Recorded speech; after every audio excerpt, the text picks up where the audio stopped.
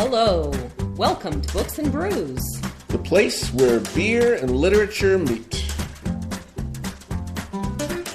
With your host, certified cicerone Michael Agnew. And Laura Mosica, author of the Bluebells Chronicles. Each month we invite a guest author to read their words and talk about writing while sipping beers specially paired with their work. This month's guest is Judith Granahan. So sit back, pop a cold one, and dive into some books and brews.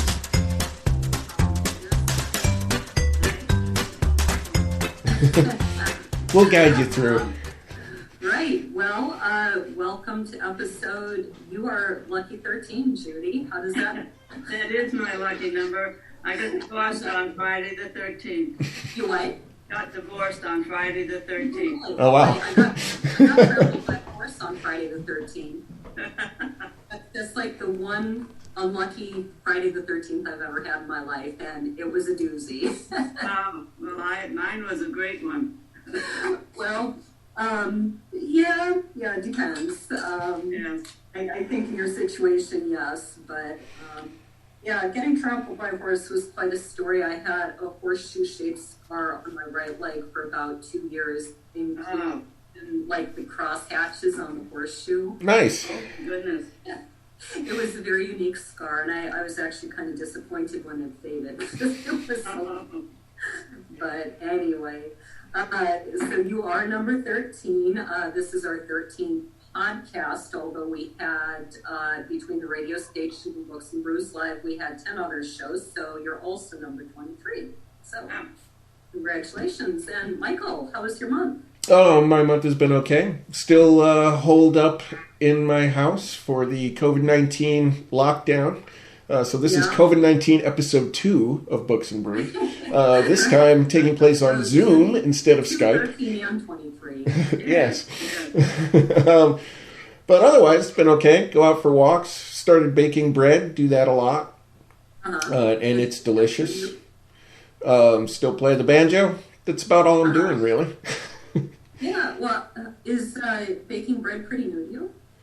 Is it what? Is it new to you?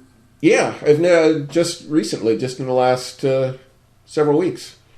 Okay. I've used a bread machine to make bread, but I've never made bread from scratch before. Okay. And I got a sourdough starter from a good friend of mine, so I've been making sourdough and regular yeast breads, and man, are they good. Well, hopefully I'll get to try it someday, if we ever... if we ever see each other again, face to face. relationships ever again. Things are amazingly peaceful here, because I think I must have mentioned last month that my college student moved back. So at this point, 6 of my kids are living here, most of whom are, 18 and up. 5 of them are working, and 4 of them are doing online school. I've got the garage cleared out so they can do their pull-ups and their weights, and one of my sons is creating and designing and building out there, so it's really cool. And then we have the Gabriel's Horn Book Club. We've got virtual book club up and running, and we just had our 3rd meeting last night. Nice. And working on the Gabriel's Horn anthology. And last year we did no garden at all. This year we started it in the front window, so we've got our row of seeds there. So. I've been doing virtual happy hours, so all I do virtually is drink with people. I don't know. How do you do a virtual happy hour? Like get on Skype and just like we're doing here now, except everybody has a cocktail in their hand. Well, we're about to. We have a beer. Yeah, we can do it. We'll call this a happy hour. Yeah.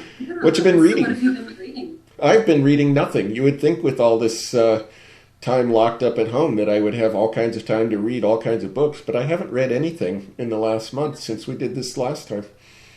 Yeah, I've been reading a lot of blogs on a lot of topics, and I'm kind of continuing my medieval mystics sort of reading, so continuing in that same vein. Judy, what about you? Well, I read Laura's book, Without Words. Absolutely loved that book. The novel was wonderful. Then I read a novel from a famous Minnesota writer who writes about northern Minnesota, and I was a very bad critiquer all the way through it. It just irritated me. Who is the writer? Fortunately, right now I can't remember, and it's probably a good thing. Might be. So anyway, our guest today is Judith Granahan, and I'm going to read this in first person because that's how it is on your site. Judith says, I write because it fascinates me. I attempted children's books at first because I had children, then my divorce stopped all that. Which, the writer in me said, what, it stopped you having children? Oh, yeah. The children continued, though. As a single mother of 2 young sons and no way to earn a decent living, I went back to school and got my nursing degree at the University of Minnesota. For years, I was too busy learning about the world, being a single mother, furthering my nursing career, to have any time for writing. Then a friend dared me to join a writer's group, and I have been hooked ever since. My characters lead the way. They are usually strong women I put in difficult situations. There are twists and turns, just like in life. Sometimes they come up short. Other times they crash and burn. Sometimes they shine, just like in life. All the way, I have a grand time creating them and the plot. Writing is my only way of controlling the world, and I love it. So, welcome, Judy. And Yes, welcome. we just lost your sound. You did? No, we got it. Oh, there you are. There you are. Yeah. It's all Michael, good. what is our first beer? Our first beer is Obsidian Stout from Deschutes Brewing, Bend, Oregon. I chose this beer. So this is an American stout. So there are multiple stout styles out there, from Irish stout to imperial stout, American stout. There are all sorts of stout styles. So I chose an American stout, one of the things that defines an American stout is a higher hopping rate. So it is a more bitter stout than the European styles. The reason I chose this beer to go with this first reading is because of where I saw mentally these characters were, the two speakers in this, both in the prologue and in the part that follows. They're in really dark, bitter places mentally.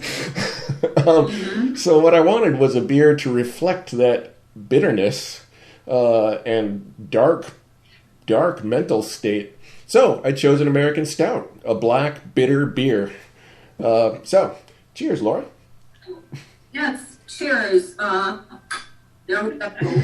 you have this actual beer this time, yes? Yes, Laura? Look, I got two. Cheers with the water bottle. I got two of the beers. I was at Hy-Vee. Sorry, not Hy-Vee, at Total Wine.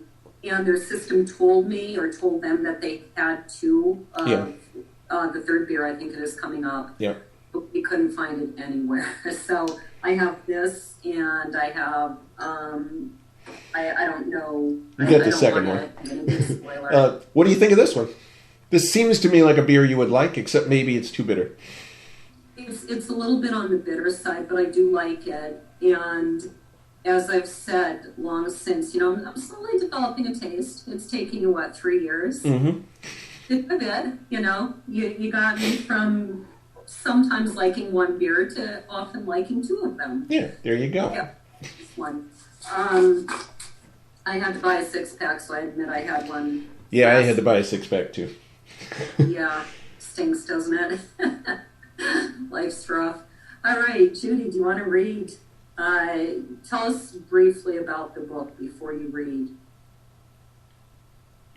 Well, again, it's about people getting in trouble and their reaction, how they do it.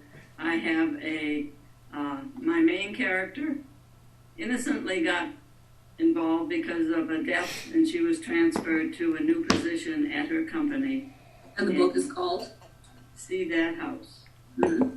And the reason this book main plot is that this woman stands on a hill with her 2 small children year after year, saying, see that house? We should be living there.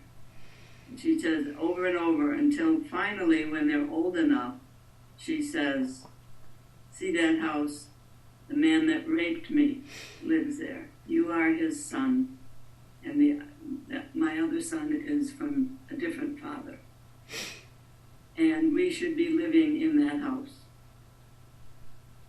And so that is the premise of, she wants to make this man severely pay for what he did to her. Because she had a whole life planned out at 15, but then he raped her and made her pregnant. Go ahead, prologue. The woman leaned against a tree at the edge of the thick woods and stared at the Mason Crow mansion in the distance. 50 years ago, she'd stood here, her father's rifle in hand, willing to kill her rapist, Charles Mason Crow I. When he stepped out onto the patio, she pressed the gun to her shoulder and aimed at his chest. But her finger refused to pull the trigger, so she leaned over and put the rifle under her chin. The kick of the baby growing inside her stopped her. Racing away in tears, she found an unlocked church and hid inside a closet. She was supposed to be the first in her family to graduate high school, go to college, and become a teacher. When her parents learned that she was pregnant, they had thrown her clothes in a suitcase and told her to never come back. It didn't matter that she was 15 or that she'd been raped. She'd shamed them. Now she looked down at the grass beneath her feet. It looked the same as it had all those years ago. The ones that she brought Marshall, her son, by Charles Mason Crow, and Jackson, her son, by her dead husband, to stand on this very spot. She'd point at the mansion and say, see that big house? They'd nod and promise her someday, they'd ruin the man who lived there because he had hurt her, their mother. Yes, very dark. Yeah. Before jumping into the story itself, tell us a little bit about your writer group and how fantastic it is, especially some of the members, not to name names. Would that be you, Laura? Is that? No, I wasn't thinking of myself. Okay. No. Tell us about Night Writers and how you got started, because we actually have a history, 35 years now, I think. Yes, we do. Yes. Tell us about starting Night Writers, even before it was Night Writers. It was, one of those little innocent things where a friend says, I have a friend who wants to get a job writing creative writing. She wants to teach it. But she doesn't have the degree to go be a college teacher, but she would like to do this at the community school. But she needs to show them that people are interested in what she has to say. So I went along with Lynn LeCourcier, who is in our group, and a couple of other people, and we would meet. And Ross. Jenny. Yeah. Jenny is very late, yes. But we would meet on Mondays and read a practice piece. We weren't writing novels much at that time. We were just starting. So we would read and we'd critique each other. And sometimes we had a very hilarious time because Ross was reading something very serious, sex scene, which she wasn't comfortable writing. And Lynn thought it was so great, she jumped up and went over to the other side of the room, waving herself. It was such a great one. Yeah. And he said, what's the matter? What'd they do? That's what's wrong. Why is everybody laughing?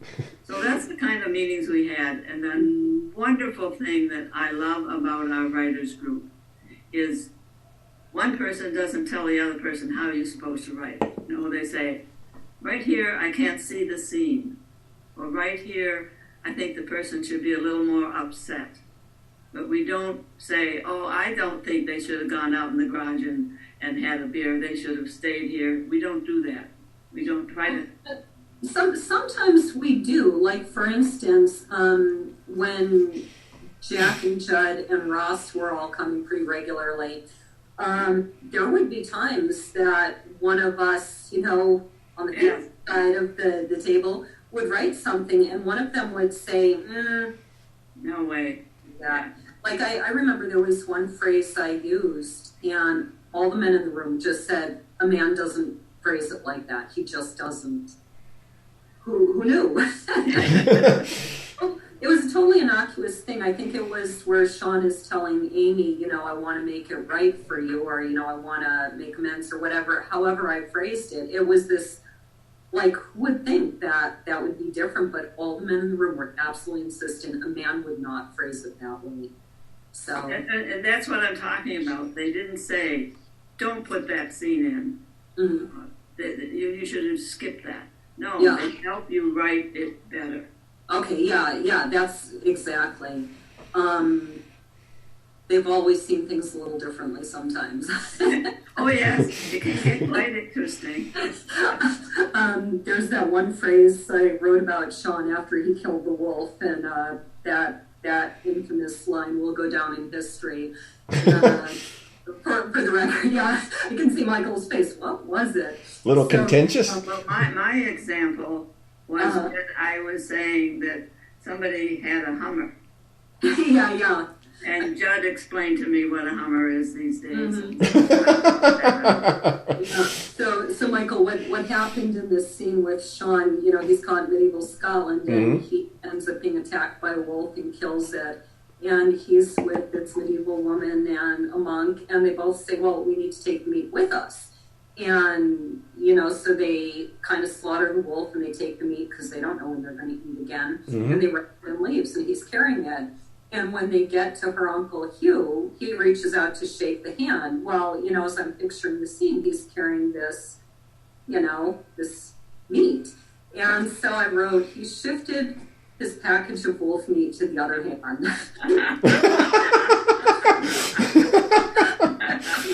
All innocent. You know, there's nothing directly wrong with that, but it does conjure up images. It was a totally different book, but I read that. Judd and Jack both they were rolling on the floor. I'm like, what? They're like, think about it. All of this has, you know, it's always been interesting. So, anyway, let's get into the book itself. How did See That House get its start? What was the genesis of the idea? Well, I like to give ordinary people a problem, and I was traveling in Arizona, and there was, in the distance, there was this most beautiful home. Looking out there, and I thought, oh, and I think I said to the person I was with, see that house? Mm-hmm. And that kind of stuck with me, and I thought, all right, if somebody's envious of a house, why?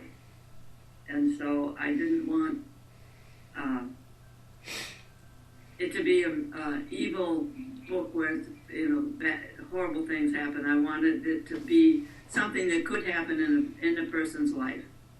And so I just started with See That House. The one mistake I made is I just started writing it as I felt it. But then I had to go back and put more in, or take stuff out, or add another person. And I always wished that I had thought it out quite a bit more before I actually sat down to write. So in the question of, are you a plotter or a pantser? That's one. Wrote by the seat of your pants.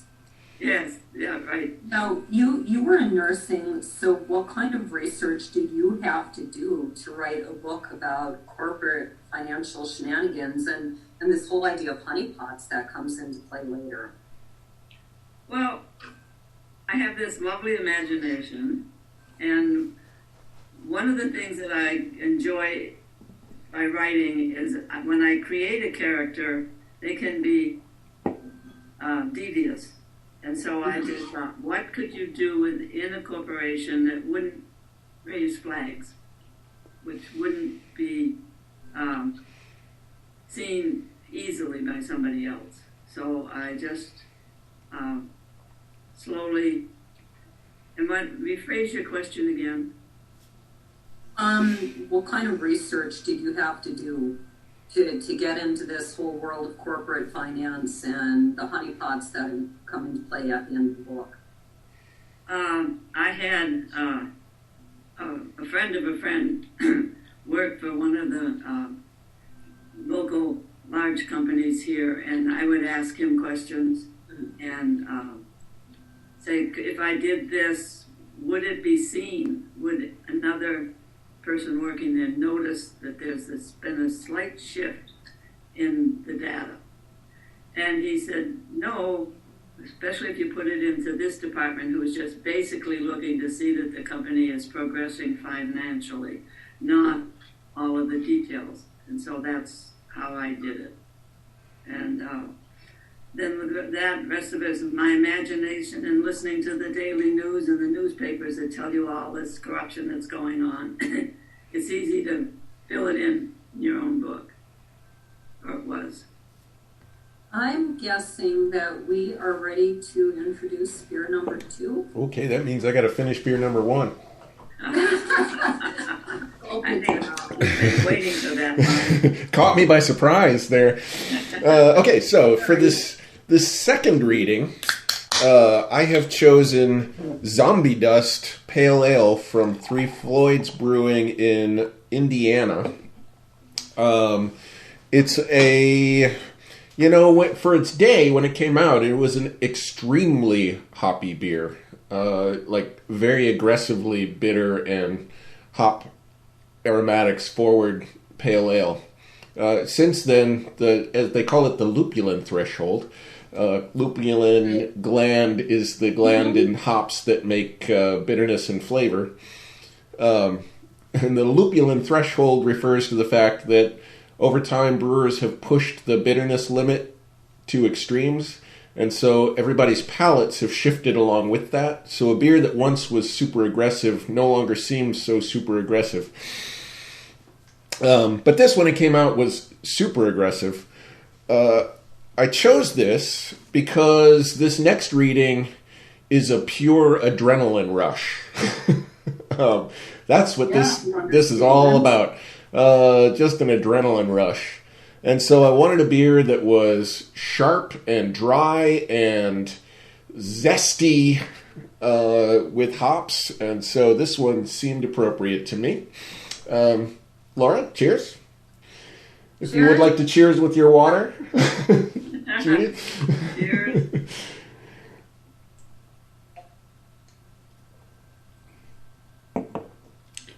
Well, my foam is still really high, so yeah. Not a bad thing. A lot of foam. So it's really citrusy, really melony, fairly dry. More than I would have expected to. Yeah, like I said, the bitterness when it came out, this was super aggressive. In fact, I had one several years ago, a decade or more ago, and didn't like it because it was too aggressive for me.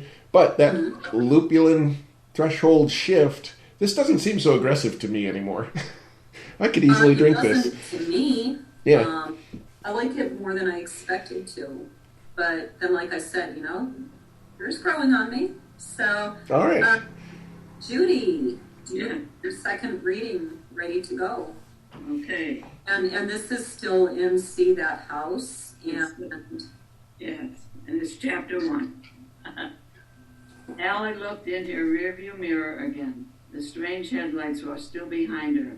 Both seemed small and not quite round. Very strange. She shrugged. She had to pay attention to the road. Her favorite curve was just ahead. She'd stay center, swing a little to the left, resist coming back to the center of the road too soon. If she went too fast, the rain would make her hit her brakes, and maybe she'd hit a rail and be out in space. A scared city person would hit their brakes, kiss the granite wall, wreck their car, but then they'd be boring and safe. There were no cars coming at her, and she hadn't seen one in the last 20 minutes, but her mind didn't want to keep thinking. She said, too slow, too fast. She loved yelling at her car, like speed was the car's fault. Tapping her brakes, she went a bit too wide, but with her years of doing this, she took the curve just perfect. Then she and Marshall, all she had to do, She took the curve perfect. All she had to do was wait 2 months now, and it would be the 2nd of July. Then she and Marshall would arrive, have all the money they'd ever need. They'd leave the US of A for good and live like movie stars in France. That was what she believed before tonight, before she knew he was a liar. So, also very dark. You and I have discussed this idea that writing lets us be people we would never really want to be and do things we never really do. Tell our listeners more about that. More about, I was reading the notice I got. More about what? More about why we like to become somebody that we wouldn't really be. Well, when else do you get a chance? I mean, if I went to the store and did something weird, I'd correct myself right away and stop doing it. But in the book, my characters won't come alive to the reader unless they're alive in me. Mm-hmm. And so when I think... So you're saying I should not drive on mountain roads if you're up there. Or not with me. Or behind me. Yes. And I was able to picture the high roads in Minnesota that come along Lake Superior. So I used that. I imagine the road slightly different, but I used that as the focus in my head as to what would happen if a car went off the road up there. And that's how I was able to drive the car as the writer and send it over. So do you think you gain something? Do you think writers or readers gain something from being inside, let's say from living this alternate life, from being inside the head of someone like Marshall Pope, who's willing to kill? What do we as readers or writers get from that? What I've always gotten is the chance to be somebody else. If the book is written well, you can be whatever person they're discussing or writing about at the time. And I just read a book about, I just read a book, and the characters were very boring. Although one of them had murdered somebody. Didn't know which one, but none of them seemed that emotional. So he murdered someone, but in a very boring way. Yeah. Related to your question, Laura, it strikes me, so a theater mentor of mine, once talking about acting, said that everybody has within them every human action and emotion. And as an actor, your job is to just reach down in and pull different things out that may not be what you have developed as the things that you mostly rely on for your personality. It strikes me, based on your question, that for writing it would be something very similar. I think so too. And I even tell my music students that you have to be a bit of an actor. You have to get at the emotion of this and play this piece like you really mean it. Like yes. But I was thinking about that in writing the questions. I wrote this 5-book series about a guy who's a complete swine. He's arrogant, he's obnoxious, he just, he doesn't think twice about insulting someone. He's a womanizer. I mean, he is nothing like me. And how do you get inside that head? How did you get inside Marshall Pope's head? Well, frankly, from watching the news, reading books, reading novels, reading stories about these people's lives. It all seeps in. It seeps in, and you think, yes, that's possible.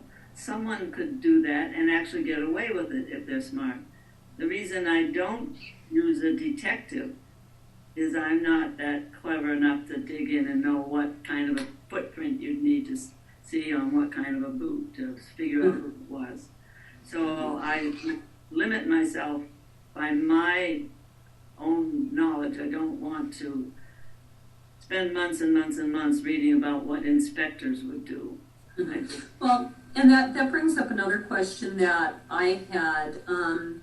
I feel like I could probably write quite a variety of genres. I mean, even extending to nonfiction poetry, across the board. But to me, a mystery is a completely different skill set. You have to be very adept at dropping enough clues, but not too many clues, planting red herrings. Did this come naturally to you, or did you do some study on the craft of writing a mystery in particular?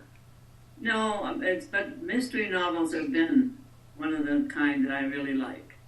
And so I've read a tremendous amount of them and have gotten this feeling of how they build up to identifying the person or the person doing the crime, whether it's killing somebody or stealing or being a disloyal employee or a cheating husband or wife. So you can look around, and one of the dangers I first saw at the beginning is if I write too strongly about somebody I know and I'm using them as a fiction character, they might read my book. So I try not to pick from close people very much. I might, say they always have a beer before they ever have lunch, something like that. But I like that. Like you're saying that like it's a good thing, right? Nothing wrong with that. Which that's kind of what we're doing here, is having a beer before lunch. One of the things I like about See That House, I'll be nice and not name the book. I mean, the author might be dead. It came out probably 45 years ago anyway. But I once read this book that was so horribly two-dimensional. Like, the author had a political slant, and that was the whole point of the book. And everybody who agreed with the author's politics was good, wonderful, noble, all of this. I've probably talked about this in Night Writers. And everybody who disagreed with the author's point of view was just pure evil and, probably showing off Grandpappy's KKK hood and stuff like this. I'm like, yeah, really, there are good people and bad people everywhere. And you don't go that road in this. We look at, these people in some ways are despicable. I mean, Hailey is not an admirable person. And yet, as we go through the book, we find out her backstory and we find out why she went the way she did. And it doesn't excuse it, but it kind of softens the edges. And I think it makes us, maybe as readers, think maybe we should think twice before we get too critical. We don't excuse it, but how important is it, do you think, for readers to see both the good and the bad in each person? Well, it's what you do with your friends. When you meet somebody, you get to know them. And for those people that don't say much, that don't reveal much, they don't become my lifelong friends. I want to, feel like I'm in a participating relationship. So it's bits and pieces I've picked up from many different people, books I've read and everything, and I compile that into a person. As I said, I've stayed away from detectives and people with backgrounds. I use my nursing background a lot because I've met so many different kinds of people, and I can draw on those memories when I'm putting things together. Mm-hmm. I have, I think, maybe one last question for this segment. Rose is another one who, she's a victim. She's a victim of rape. We should feel sorry for her. And yet she's really, in her own way, very despicable, too. And so I think, by the end, she does have redemption, a huge redemption. But here's my question. If we can draw from her story that plotting revenge is not the answer, what do you think the answer is? Well, I think plotting revenge just really destroyed her life. That was her focus, and that limited her. If we have something that we feel shouldn't have happened, then perhaps we can do something good that would make it not happen someplace else. Mm-hmm. So I think this, when I finally finished with the book, I felt that way. I felt like her life was gone because she ruined her kids. Mm-hmm. And she killed Hailey. She effectively killed Hailey. Yeah. And she just lived, everything she did was focused on hurting somebody who hurt her. Right. Mm-hmm. And not that I want her to, I couldn't have written the book if she had gone to a psychiatrist and a self-help group and met. Right. But I think it's a powerful story. And, actually it's interesting. It just kind of, as we're talking, that's really in a lot of ways the story of my book too, that something horrible, just really awful happens in Sean's life. And somewhat like Rose, I believe her name is Rose in the final copy, right? Yes. Her name came through the various drafts. Uh-huh.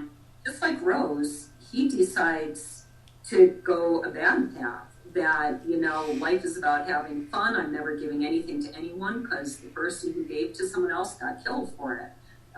Spoiler alert. But I think there's a story there for readers, and I think that's part of what we get from reading is we're learning about how we live our own lives. Right. So, but I didn't really know that when I started the book. Mm-hmm. My characters taught me a lot of things too. Isn't that funny? I agree. And sometimes as a writer, I feel like my characters are acting on their own and I am learning from them. Yeah. It's not me. Yeah. When I'm going to write a lesson for the reader, it's my characters almost like giving me something that I haven't necessarily thought of before. Right. So I think we are ready for beer number 3, and this is the Okay. one I don't have. This is the one you don't have because, it shouldn't have been that hard to find, but it's the most hard to find of the 3 beers we have today. So this next beer is from Prairie Artisan Ales in Oklahoma. This is called Bomb, all capital letters with an exclamation point. This is an 12% alcohol imperial stout that's aged on coffee beans, vanilla, cocoa nibs, and chili peppers.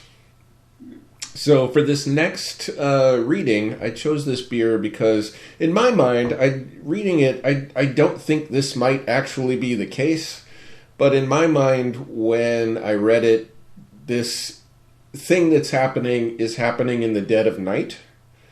And the image that really stood out to me was the sound of a pistol and the flash of the shot from the barrel of the pistol.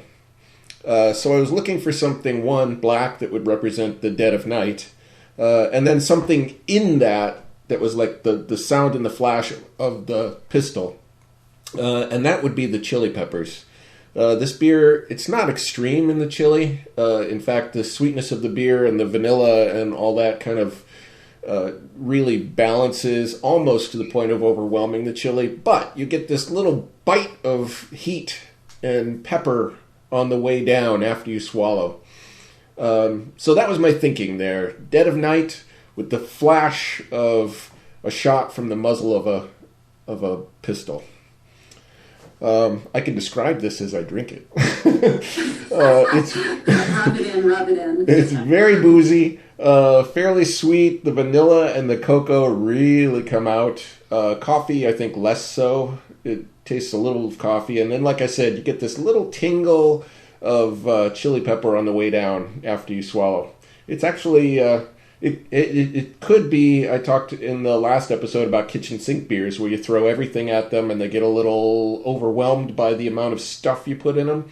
This could have gone over to kitchen sink beer, but it didn't. It's really quite good.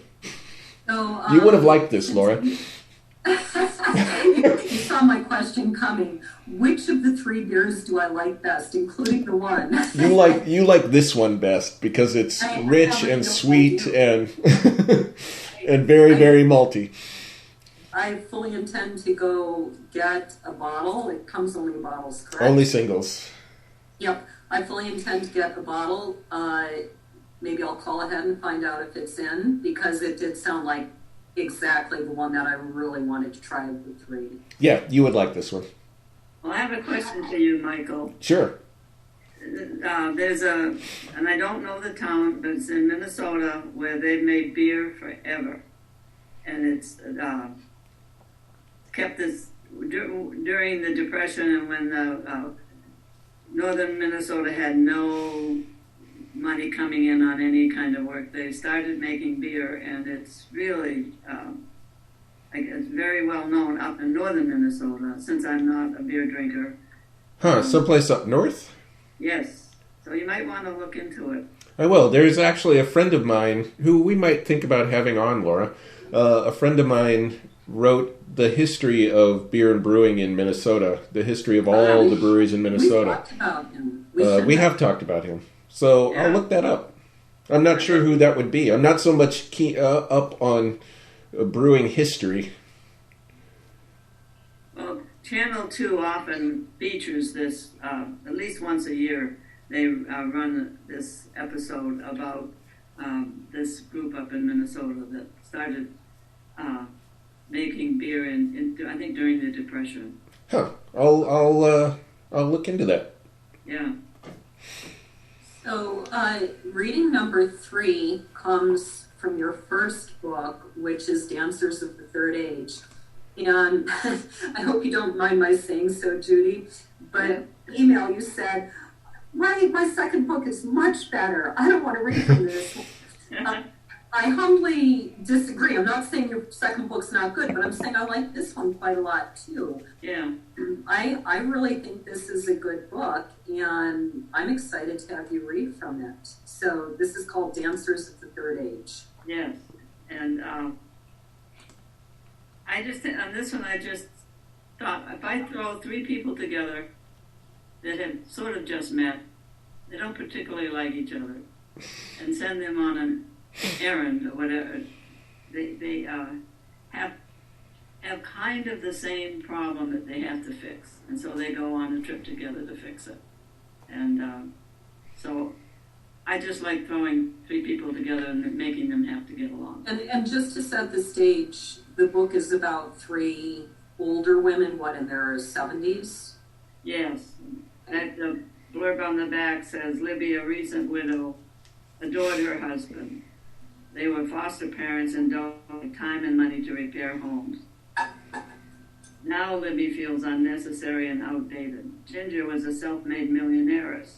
She believes in plastic surgeons, gin in everything, and her 4th husband, George. Anna May is a recent widow, and the sun rose in her soul on the day her husband died. So I put those 3 ladies together. Very different. Go ahead and read. She stood and swiped everything off his desk. Getting his pistol from the cabinet, she carefully laid it on the desk, dug through another shelf, stacked high, and found the bullets. Loading them into the gun, she put the pistol into the box under the papers that she needed, took it all, and left. 15 minutes later, she was staring down at Benny's grave marker. Reading it for the first time, the small plaque said he was down there in the ground. To keep up appearances, she spent almost a respectable amount of money on the plaque, and as little as possible on its casket. A plastic bag would have suited her better. Not even the heavy kind, just a thin plastic that maggots could get through and get into him sooner. She looked around the grounds of the small cemetery once again. Fate was with her. No one was visiting the grave. No one was being buried. No caretaker roamed about. It was just she, the dead, and a few birds alone in the cemetery. She stomped onto her husband's grave, planted her feet like they showed on TV, then pointed the pistol to where she thought his head would be, and pulled the trigger. The gun jerked her arthritic hand straight up and sent her reeling backwards. Imagining dirt spraying up where the bullet entered the ground, she pictured it racing down, flipping her husband's brain just enough to wake him up. Birds cawed in the distance as she gripped the gun, this time with both hands. Planting her feet even firmer, she aimed at where she thought his heart should be, if he had had one, and fired. She thought she heard him bounce in his casket, It was a cheap one, so she was sure the bullets would have gone all the way through to his body. The smell of gun smoke swirled around her. The shots echoed in her ears. She pictured him quivering below her feet. Aiming lower, she shot again, then once more. Fearing someone would come and arrest her, she kicked the grave for good measure, then fled to her car. Driving away from the cemetery, she headed back to the bordello. She had to lie down and figure things out. It's been a long time since I read that. I think that's a great scene, and that's one It of is a great scene. few from that really, really have stayed with me, because I think it's been 6 or 7 years since you've been reading that Night Riders. Yeah. And those scenes are very, very vivid. But I have to say, 2 of your 3 readings have involved people shooting. That was so when I was doing these pairings, one of the common threads that were running through them all was, again, that idea of bitterness. These are all really bitter people. Michael, I bet you're kind of relieved we're doing this via Skype. You're like, man.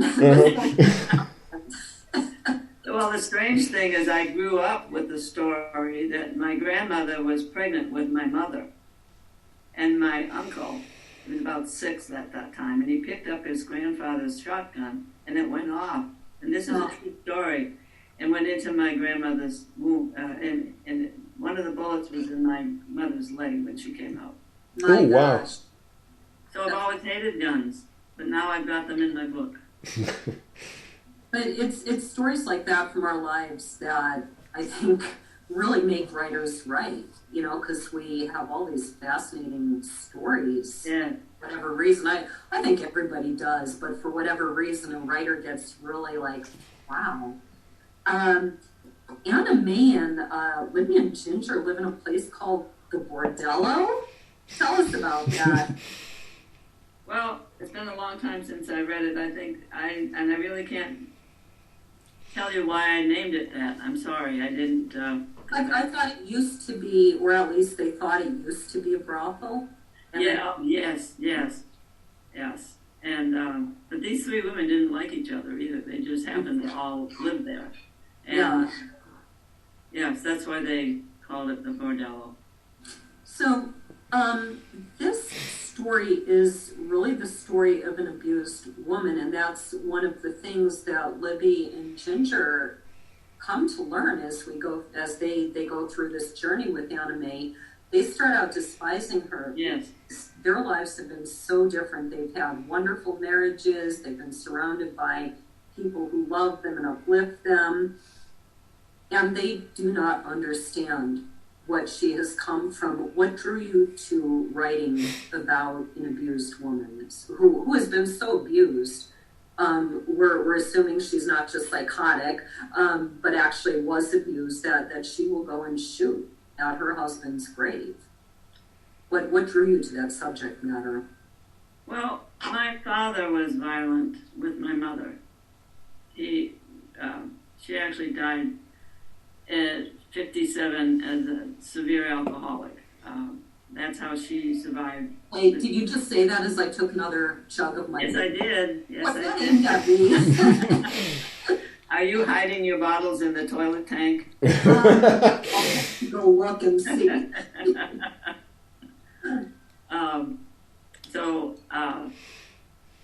That's... I didn't want to write about her, but I did want to have other people that have gone through some of this stuff. And so I think does that answer your question? Yeah, it does. And just to kind of expand on that, what you just said, I think, in fact, I know, these women, Libby and Ginger and Bordello, when they find out that she sent her kids off, never saw them again, they think she's the worst person, they think she's weak. Do you think that it's typical that people who have not lived with this kind of verbal, emotional, maybe some physical abuse, do you think that they cannot understand what it is, what that abuse does to someone? Absolutely. There's and even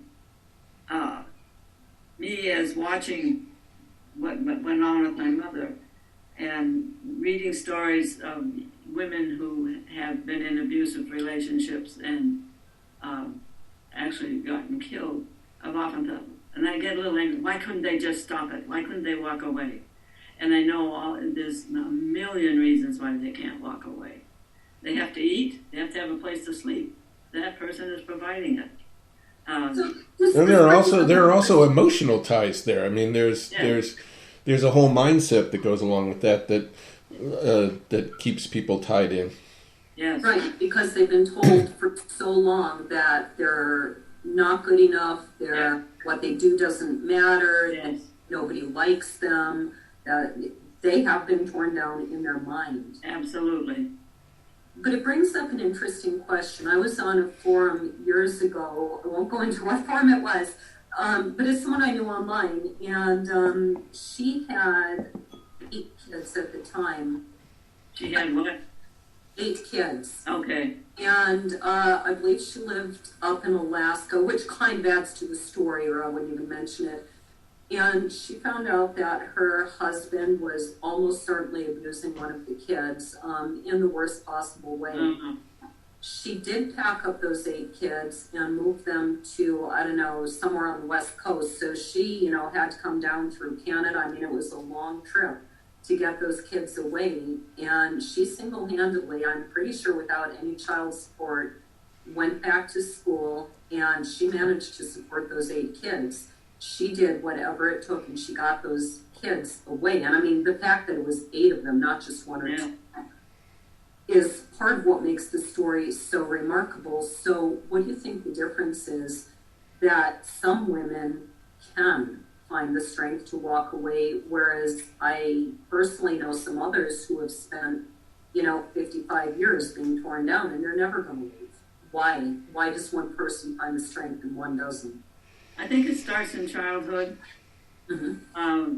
and it could happen to any position of child. You could be the oldest, the middle, the youngest, but you can take a family with just 2 children, and the parents look at one, and that's the prize, the shining star, and the other one is the failure, Mm-hmm. even though the other one isn't a failure. Yeah. These things start, and you can see it. Sometimes when you're at the grocery store and you're looking at a family and they're shopping and what they do with one child and what they do with the other. And so I don't think they all of a sudden turn 20 and go, oh, okay, I'm going to be... I'm the weak one. Yeah. Although I know people who've been, that child that was always told you're the problem child, and they still come out strong. So it can go either way. But from my medical background in nursing and all the classes we had to take, we're all born differently. Our brains are wired differently. Some people can love crossword puzzles. Others hate them. So it's just the way life is. We're different. And so there's, and some people, the switch never clicks in and they fight it. Others just go along. I think we've needed that during the whole world. Think of the pioneers across the United States in wagons. You had to have the one that was just doing all the work and taking care of everything. Then you had to have the other one saying, oh, we got to go this way because that's the best way. Mm-hmm. So we need a tremendous variety. I'd hate to be part of a group that was, one of these hippie groups where they're all the same. They're all doing the same thing. Well, and, one of the plus sides, I think, because of Anna Mae's story, Libby and Ginger do their own growing up. Yeah. So we see elsewhere in the book that her husband falls off the ladder. Reading this scene, how much was deliberate on Anna Mae's part? Did she deliberately jar that ladder, or was it spur of the moment? Was it planned? Was it a complete accident? She planned it all. Okay. I'm glad you as a reader don't really know. But no, that she figured that out and just what she could do to make it not look like she did it. Mm-hmm. So what finally gave her the strength? I mean, we see some really kind of ugly things through here. Like there's a scene where, I forget, is it her pet bird or her pet cat that her husband kills? Yeah. And it's not the first one. You know, so he's really been quite nasty to her. What is it that finally gives her the strength to do something about what she's living with? In my mind, Anna May wouldn't all of a sudden wake up some morning and say, I'm going to do it. No, it's a slow build-up. And I'm sure that, you know, she goes through her head thinking, what can I do to get out of this? Mm-hmm. And then there's finally enough information in there that I can do it and I'm going to do it. And it's the same with somebody inventing the light bulb. It just takes time to process and get this all planned out when it's something so alien to her. I think it's a wonderful story. So I'm really glad that we talked about both your books because I think they're both really good books. Thank you. We do need to wrap up. We're coming up to that time. So, Judy, where can people find you online? JD Granahan at Gmail, and then Gabriel's Horn Books.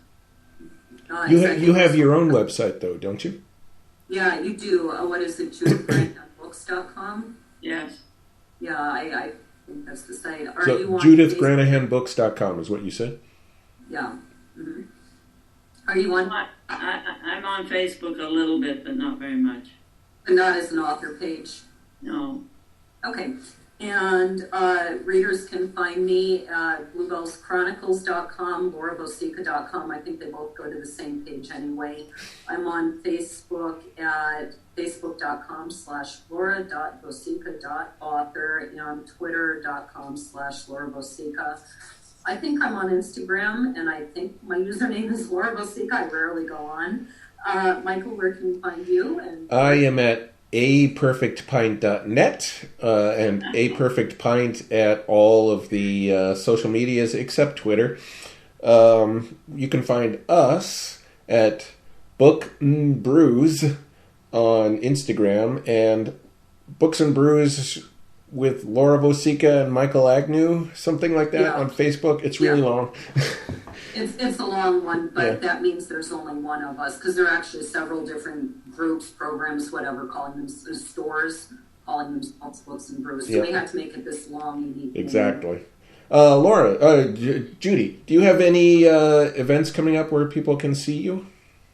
No, I haven't set any up yet, but I'm getting ready because I'm terrible, and I had gone through my book after it was printed and looked with the print copy and hopefully picked up all the misspellings and spaces and all of that through it, and then have now sent it back to be ordered. I proofread it and it can be ordered. And I wanted to get that done, and now I will start bothering all my friends and relatives with the information that they can go ahead and buy this wonderful book. Awesome. Actually, I beg to differ. I believe your book is coming up on the Gabriel's Horn Virtual Book Club. Is it 2 weeks from now? Yeah, but that's what I have fixed it. Yeah, but you do have that upcoming event, and so that is a nice segue into my upcoming events, which are really the Gabriel's Horn. We've started this virtual book club, and you can find the links at Gabriel's Horn Books on Facebook. So if you look that up, you'll see under events. And so we have coming up, at the end of this month, we have the Smart Kid. We have the Feed Say Run at the beginning of May 4th, I think.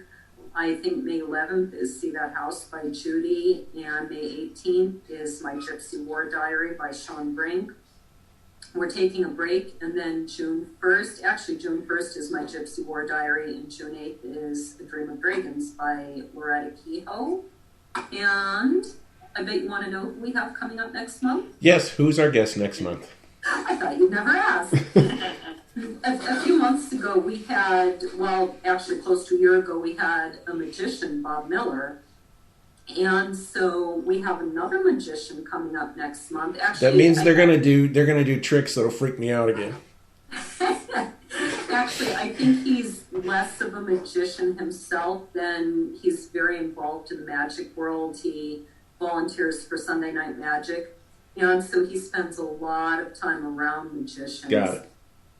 So John Gaspard is the author of the Eli Marks Mystery Series, as well as 2 other standalone novels, The Greyhound of the Baskervilles and The Ripperologists. In real life, John is not a magician, but he has directed 6 low-budget features that cost very little and made even less. That is no small trick.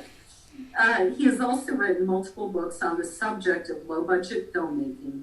Ironically, they've made more than the films. John lives in Minnesota and shares his home with his lovely wife, several dogs, a few cats, and a handful of pet allergies. So I've read one of his novellas, and they're all kind of like Dick Francis's books are all in the world of horse racing. John Gaspard's books are all in the world of magic and magicians. And so they have a really fascinating twist to them. Awesome. So, next month. Well, this has been episode Unlucky 13 or Lucky 13. It's a shame it wasn't 19, COVID-19. Episode 13 of Books and Brews podcast. Thank you for Judith for coming along with us. And thank you all for tuning in. Cheers.